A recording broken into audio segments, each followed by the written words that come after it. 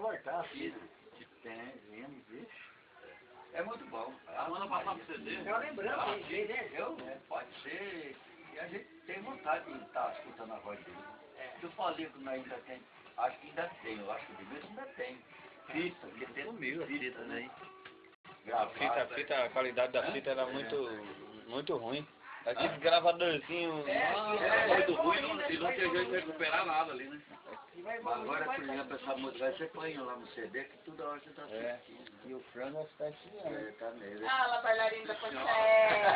Você não foi tocar no Réveillon? Bailarino de onde? Ah, você vai querer dar Réveillon lá em Angélica. Mas tem que marcar hora comigo, não é só ligar velho, não.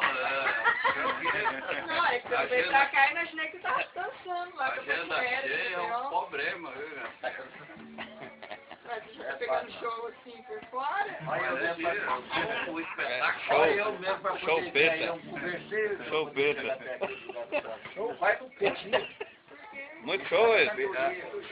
Suava a camisa, pai. Suava. Esse aqui pulando, dançando a música da ponte aérea. Ah, vai lá ver como canta, hein? Pensa num homem que canta, hein? Homem tem talento mesmo, né? Cada um dá o nome que quer, né? Não sei como, como canta bem, né? Dá o nome que quer.